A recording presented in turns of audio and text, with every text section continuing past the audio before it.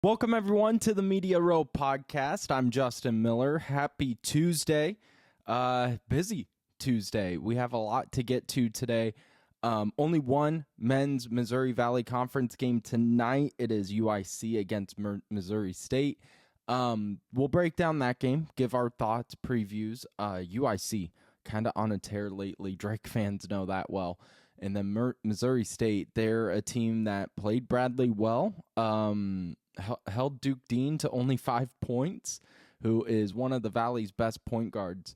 Still lost the game. They're 0-4 in conference play, but a lot to get to with that game. And then we'll go through, there's 5 Missouri Valley games on Wednesday. Remember when, I don't know if ESPN still does this. At least they don't promote it as well as I remember them doing when I was a kid. But those like big Mondays, it's a big Wednesday in the Valley. You have Drake Bradley on top of 4 other big games. There's 2 of them that I'm going to be really excited to talk about coming up on the show. But again, welcome everyone to the Media Row podcast. I'm Justin Miller. You can follow us on YouTube at Media Row Pod. Follow us on Twitter at Media Row Pod. Follow myself on Twitter at Justin_C Miller, as well as TikTok on Justin Miller on air. We'll get to a little NFL talk as well today, but let's just jump right into the Valley play that we have tonight. UIC taking on Missouri State. Missouri State 0-4 in the Valley, while UIC is one of the hottest teams, and pun intended, as they're the Flames, in Valley play so far. This is a UIC offense that has been electric from behind the arc. UIC 9-5, they're 2-2 in the Valley. They've won 5 of their last 6, including a huge home win against the Drake Bulldogs, handing them their first loss of the season last week. And the Flames, in the stretch, have hit 53 three-pointers. 53 three-pointers. And during that time, there hasn't been a single game where the Flames haven't hit at least 8 three-pointers. And that was a huge problem for Drake. Drake couldn't keep up with the ball movement. Drake couldn't keep up with their size. They were physical on defense. They're not a great defensive team. That's their biggest issue, is they try to outshoot people, and they've been doing well lately. 5 of last 6 they've won. But they do rank 10th, which is 3rd worst in the Missouri Valley in points allowed per game at 78 points allowed per game. They're scoring 80, so they're barely outscoring teams while giving up a lot of points. And in that Drake game, that was a back and forth battle, 74-70. They beat Drake. But this UIC team in conference play, just on fire, and they've played really well together. They have good size, and that is going to be a huge part of why I like the Flames going up against the Bears tonight. And that's because when Drake played them, we saw how physical and how tough it was to get rebounds, to crash the offensive glass, to really try to not foul these big guys in Scooball and all these, Sanani, all these big guys for UIC. And Missouri State, I think, is going to have a hard time. In terms of size, Missouri State doesn't have much. They do not have much. The Bears right now only have one of, they really do a 6-man rotation. One of those 6 guys is only over 6'7". You have junior guard Jalen Hampton, who is at 6'7". And then the only player over 6'4" is junior forward Michael Osi Benunsu. Sorry. And they just don't have good size. While you look on the other end of the court, you have the Flames, who have 3 of their 8 players 6'7" or taller. And that was a major issue for Drake, and I think it's going to be a major issue for the Bears tonight. In terms of shooting, while you have one team in UIC who is on fire, you have one team that it seems like they can't buy a shot. They had a legit chance to take down Bradley and couldn't get it done. They struggle in the paint. They don't have great rotation on top of the arc. They don't have great ball movement. they're near the bottom in every major category. In field goal percentage, 3-point percentage. The only stat the Bears have better than UIC is points allowed per game. They're only allowing 69. And in rebound margin. But I think UIC dominates the glass tonight. I think UIC is able to continue their streak of hitting threes. And that's why, with all these stats said, it's so shocking when you look at like the ESPN graphics. So for the games on tomorrow, they may now have the money line, ESPN bets on there. But last night they didn't for Wednesdays, but they did for tonight's game of UIC and Missouri State. And money's on the Bears. Money is on Missouri State at 2.5. And looking at these stats, I'm really shocked ESPN and the bettors are taking Missouri State to win this game. Now, they have it winning close. 2.5 isn't a blowout by any stretch, but it's still just shocking. And it leads me to question, is it just, coming off that hangover of what people saw against Bradley on the road, where they held one of the conference's best point guards in Duke Dean to only 5 points. They played fairly well, almost took down the top dogs in Bradley. Is it because they're 11-0 all time against UIC? Is it because they're just the home team, which is kind of where I'm leaning? I look at that and I go, okay, maybe it's just, if this was a neutral court, it's an even game, and they're just going to give 2.5 to the home team. I don't know. I used to, like Trent Condon and all those guys used to be really good at, Kinnick is this for home field advantage. Jack Trice is this, the Knapp Center, blah, blah, blah. They just knew that off the top of their heads. I don't know what Missouri State, their home court advantage is in terms of betting. I don't know if 2.5 is truly what they get. If it was, would it be even on a neutral court? I don't know what that is. But UIC, they're not a terrible road team. They're 3-2 on the road. And we mentioned in yesterday's show, the Valley as a whole has played good on the road. 11-13. That's not bad. And now that speaks to where the conference is at, because it's all over the place. It's anyone's conference. Bradley right now looking like the clear favorite.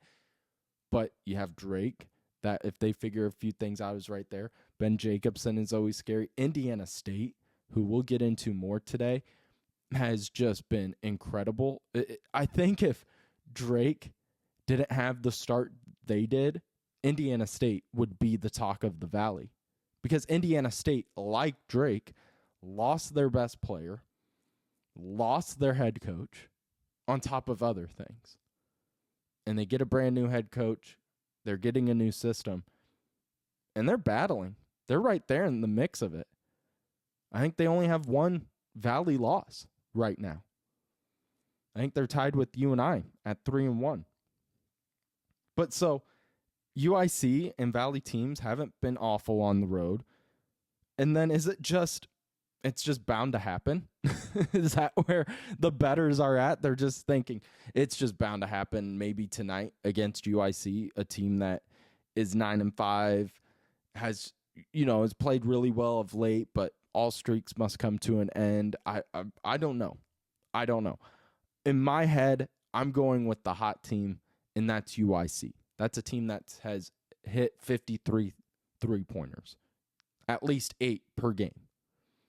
A team that, in an era of all offense in basketball culture, they're kicking ass. I think it will be a close game. So that 2.5 I do like. I'm still shocked Missouri State is the favorite in that one. So that game is on tonight at 7 o'clock, ESPN Plus. I should mention, I think yesterday I said the Drake Bradley game is on CBS. It's on CBS Sports Network. So that was my fault. I might have misspoke. But speaking of that game, tomorrow is just a huge day in the Missouri Valley Conference. Not only do you have the game of the week between Drake and Bradley at 7 o'clock on CBS Sports Network, you have 4 other games. And I'm going to talk about the 2 games that are, I think, must-watches. Even if you're listening and you're a Cyclone fan or a Hawkeye fan, these are just great basketball games to watch. I'm one of those guys, so I've never, baseball. I kind of follow my teams. I follow the Cubs. And then, I'll keep track of, fairly local teams, what's going on in the divisions with the Royals and the Cardinals, of course, being in the same division as the Cubs, the White Sox, because I have friends that are White Sox fans. But for baseball, I'm very much so I just kind of follow my team. I'll turn on games because I just love sports, but it's not, I'll sit on my phone while the game's kind of on. I'm not I can just sit down and watch any baseball game. Same with hockey. Football, it's more, I can watch any team. College basketball, though, hell, put on Northwest Cincinnati Central versus University of Phoenix online, and I will be locked in. I have always been that way. My dad and I, when I was real little, we got really big into, because I would go over there on Saturdays and, all day we would watch college basketball and be teams we don't like. It'd be teams we love, teams we don't care about. And we got really big into, because I wouldn't want to stop watching basketball. And at night, living in Iowa, Mountain West games start at 9 o'clock. We got really big into those San Diego State teams led by Fisher, New Mexico, because at the time I was playing basketball for Southeast Polk, and I was a power forward center. So I loved watching New Mexico because they had those 2 big guys. And this is post even Kawhi Leonard with San Diego State, New Mexico, UNLV. But I've never cared about the Mountain West, but it was basketball. And if you're a sicko like me in that sense, these are must-watch games. And the first one I'm going to get to is Murray State at UNI. Murray State coming off of their best game of the season. And I don't say that in a rude way, of oh, well, they only beat Drake because they just so happened to play their best game. And they had a great game plan. Murray State, Steve Prohm, they had a great game plan. They executed it well and shot lights out from beyond the arc. Racers, only 3rd time in this season that they have hit 50% or more from the field against the Bulldogs. So coming off of that high emotional win, then they traveled to play UNI. Ben Jacobson's team just fell to Valpo. They were a team tied with Bradley as one of the undefeateds in the conference, and fell to Valpo by 7, 80-73. And I really like this game because of how well these 2 match up.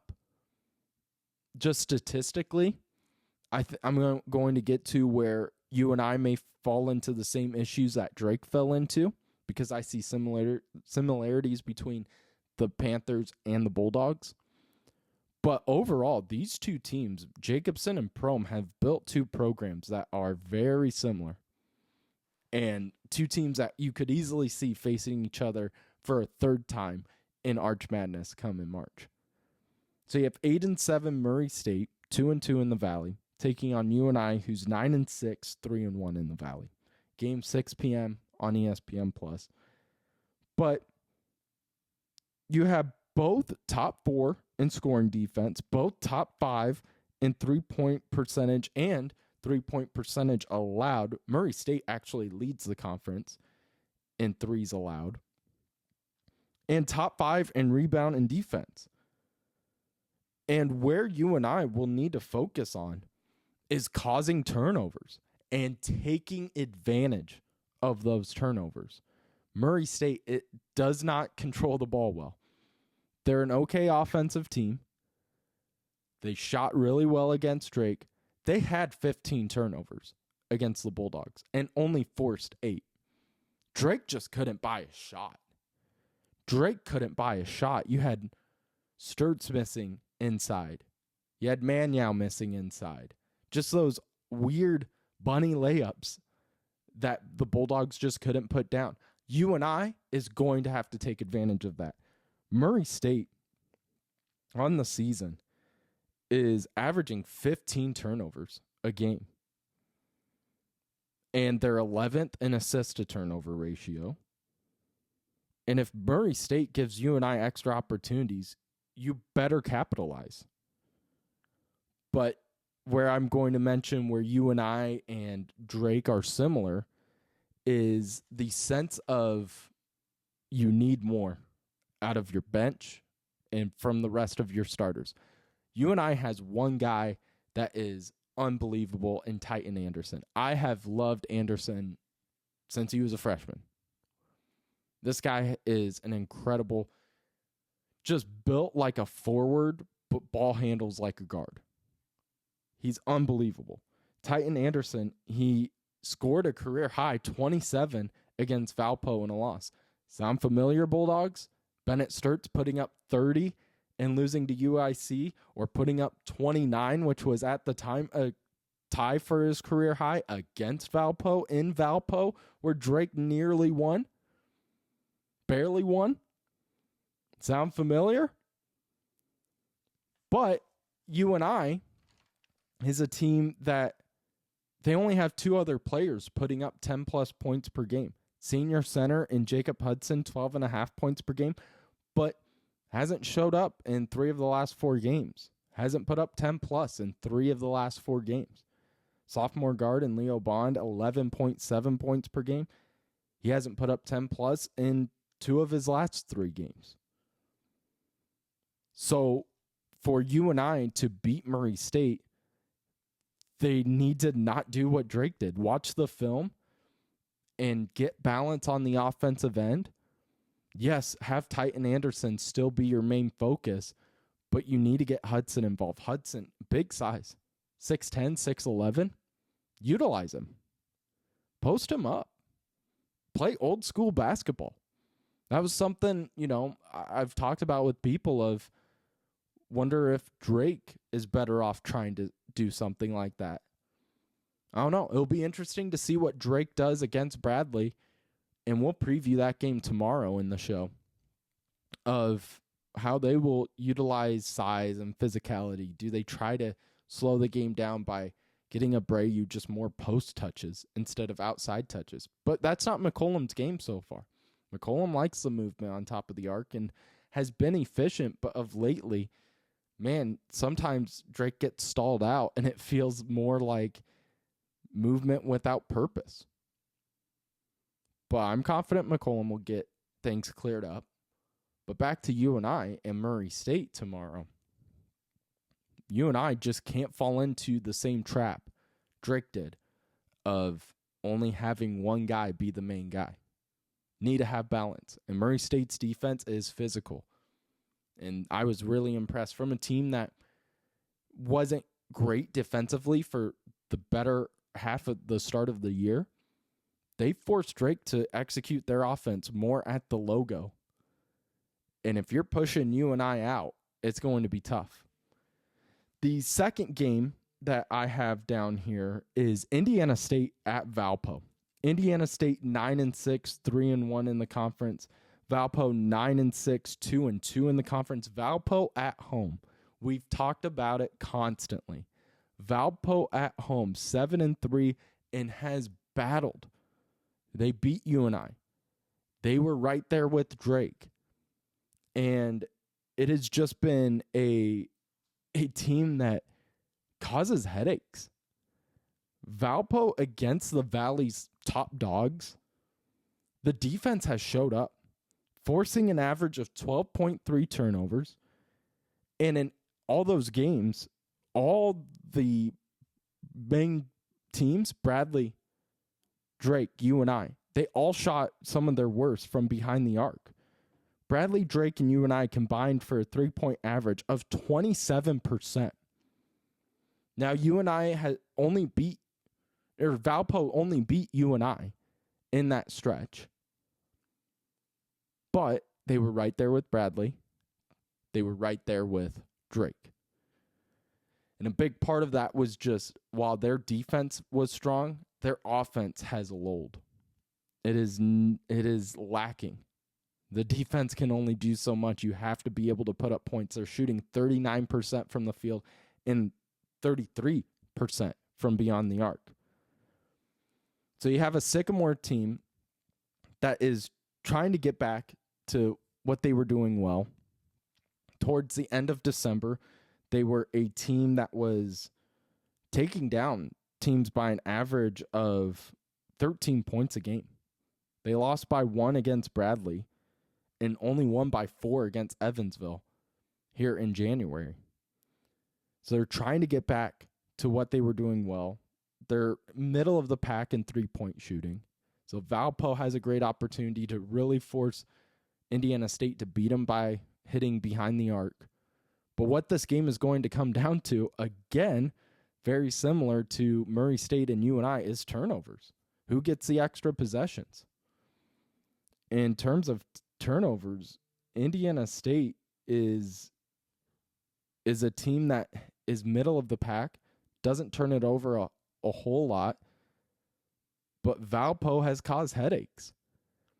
So this one will be interesting. Those are the two outside of course, Drake and Bradley that are must-watches come Wednesday, 7 o'clock on ESPN Plus for Indiana State and Valpo. I'm going to have Drake on the main screen, of course, but may have to have my computer up and have UNI and Murray State, and then have my phone up too, and have Valpo and Indiana State. I don't know. First world problems, am I right? The other Valley games are not as competitive, I don't think. It's college basketball. It could be, SIU could go out and hit 10 threes all of a sudden. But just on paper, these are not two that I am going to be locked in on. You have SIU at Belmont. I think Belmont's offense has just been incredible of lately. Bruins will be just too much for the Salukis. Salukis, much like the Bears, trying to get their first win in the Valley. And they're going to have to try to do it on the road at Belmont, a tough place to play. And this Belmont team, man, talk about a team that can hit threes. Belmont and UIC. That game was a really good one. And so now you have Belmont going up against a lesser opponent in the Salukis. And I just think that offense will be too much. I think Belmont gets their win. And then rounding it out, you have Illinois State on the road at Evansville. Evansville, a team that has been competing here towards the end of December and towards the start of January. But Redbirds have won 2 straight. And while Evansville is playing well, I just don't think it'll be enough to beat the Redbirds. I think it'll be close, but I like Illinois State. I think Illinois State wins that one. Those are two that aren't must-watches, but definitely have Indiana State and Valpo on, UNI and Murray State on top of Drake and Bradley. So that's your Valley breakdown for tonight's game of UIC and Missouri State. And then tomorrow, kind of a breakdown of the games, because during tomorrow's show is going to be a fun one. It's going to be all Drake, Bradley, so sorry if you don't want to listen to it. I think you should, because we're having Dave Snell, who is just a legend in terms of just broadcasting, has been doing Bradley play-by-play for 40-plus years, has helped so many people like me get to a point where they can do fun stuff like this, have helped them even grow into getting a Valley job, has been an incredible mentor, coming on the show to talk about just Drake Bradley as a whole, preview that game, and then I just want to learn about his career. And as someone still trying to get a foot in a door now, just any advice. And so tomorrow, a really fun show with Dave Snell, play-by-play broadcaster for the Bradley Braves, to preview Drake and Bradley, game of the week in the Valley. Bradley, man, they're going to cause some issues, I think, for Drake. McCollum has his hands full for sure. To finish up today's show, a little shorter of a show than normal, but let's have some fun, because this week is going to be kind of a weird week. Yesterday was a long show of just recapping everything that happened over the weekend in both the men's and women's side. Women, they don't play until Friday. So no Missouri Valley Conference women's games until Friday night. Which again, man, another first world problem. But I'm going to have Drake at Bradley for the women on my phone while trying to watch the college football semis on Friday. So we'll talk a little bit about the women Thursday and definitely Friday's show.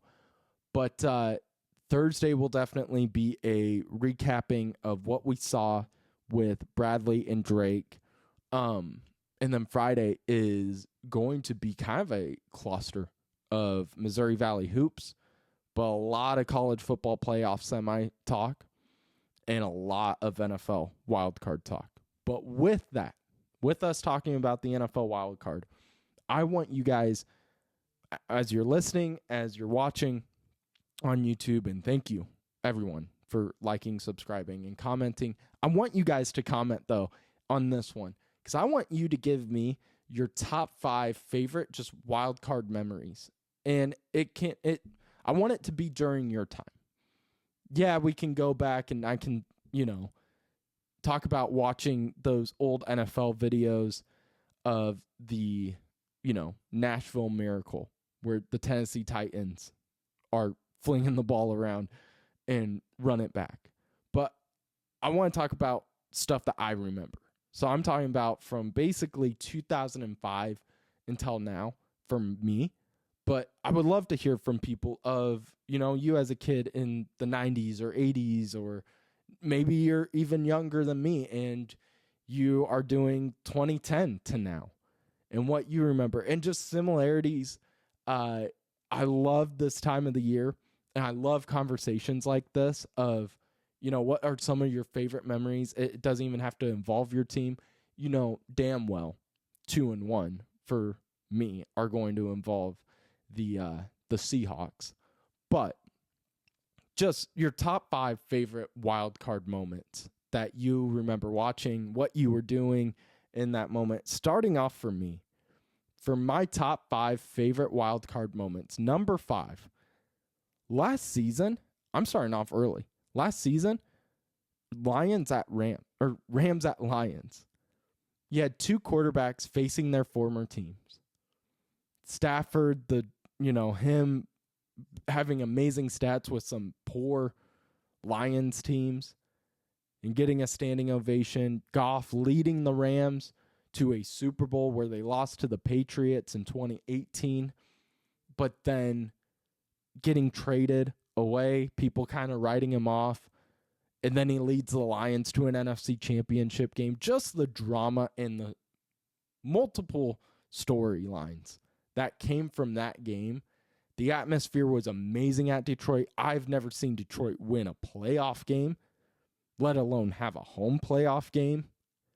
So it was just the storylines, the atmosphere, and the emotions going into that game that were just incredible. So that is number 5 for me. Number 4, 2019-20 season.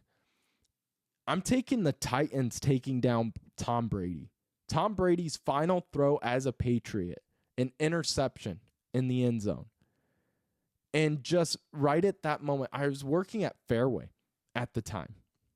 I remember I was getting off of work and I had the game on my phone, and I saw the interception. And I remember driving back being like, I think I just saw Tom Brady. At the time, I think I just saw Tom Brady's final throw. I didn't think he was going to come back. I don't think really anybody did. I thought Tom Brady's retiring a Patriot. And we just saw him lose to the Titans at home. And instead he comes back, and we all know the story after that. And that was a big one too, because I remember when Tom Brady came back to the Bucs, that was the moment I realized nobody's safe. Like, nobody is staying with a team forever. It is going to be extremely, extremely rare for a player to stay with a team their entire career. So that is number 4. Number 3, a video game-esque wild card matchup between the Packers and Cardinals in 2009, 51-45. Being a 9-year-old kid just starting to kind of understand football and play football, that's what you want. You don't care about defense. You just want Hail Mary after Hail Mary. You have Nelson against Fitzgerald, Warner versus Rodgers. What a game that was. It goes into, I believe, double overtime. And you have Kurt Warner, who was 33, I believe, and throws for 30, or he was 38. You have Kurt Warner, who's 38, throw for 379 yards, 5 touchdowns, and no interceptions for the Cardinals in a 51-45 battle. That game I remember watching, and being a Seahawks fan, I was glued to the TV. Larry Fitzgerald is still one of my favorite all-time players that I've ever watched. Now, like I said, you know damn well, number 2 and number 1 are going to feature the Seahawks. And number 2, I could make a case for being number 1, but number 1 just has a special meaning to me. And I think a lot of people would have number 2 as their number 1, but the Beastquake. In 2010, you have a Seahawks team that snuck their way into the playoffs because they won their division with a losing record, first team to ever do that. And they take on the defending Super Bowl champs in the New Orleans Saints, who kind of got screwed over because they didn't win their division, and they got put into a road atmosphere at the time at Quest Field. And Marshawn Lynch goes off for that huge run. It was a cultural defining moment. I mean, I remember everyone in school talking about that game. It was the first time anyone has ever talked about the Seahawks when I was in elementary school. And he legit causes an earthquake in Seattle. I mean, how could you not have that in your top 5? And I think people are probably saying, how could you not have that number 1? But just an all-time moment. But number 1 for me, because it holds a special place in my heart, 2006, Tony Romo fumbles the snap for the kicker and gets tackled just shy of the first down marker, and the Seahawks beat the Cowboys 21-20. Where they end up, I think, losing to the Bears in the divisional round in Chicago. But that was the game that made me a sports fan. I don't remember going to games, focusing on games until that one. We were at my dad's, my brother and I, we were sitting on the couch. And my dad's standing up. He's got like the surrender cobra pose where he's just standing there all stressed. And Romo fumbles, and my dad just starts jumping up and down, screaming. And you have totally 2 different reactions. You have my brother, who's 4 years older than me, sitting there going, oh my God, what is this adult man doing? This is embarrassing. And then you have me at 6 years old being like, oh my God, what is he doing? I want to be involved. What is this? And that was the moment that made me a Seahawks fan. That was the moment that set all this off, was Romo fumbling the snap in 2006. So those are my top 5 favorite wild card moments. Please like, comment your favorite top 5 favorite wild card moments. I would love to hear them. I think one of my favorite conversations to have with people is just your favorite sports memories that you've been at, that you've watched. Maybe you've been to a wild card game. Would love to hear that too. So those are my top 5. Again, thank you all so much. It was a fast show. It feels like a fast show when there's so much to get to. But make sure to like, subscribe, and follow on all social media platforms. You can listen to this show every day at 2 o'clock on Apple Podcasts, on Spotify, and on YouTube. We try to get it out by 2 o'clock. I know yesterday it was a little later because just had technical issues. But here at Media Row, we push through the adversity. You know, we don't hang our heads. We look up. What coaches would always tell me. But so a huge thank you again for joining me today. Tomorrow, Dave Snell joining the show, Bradley play-by-play announcer to preview Drake versus Bradley. Make sure to tune in 2 o'clock on all social media platforms on Spotify and Apple Podcasts, as well as YouTube. See you again tomorrow.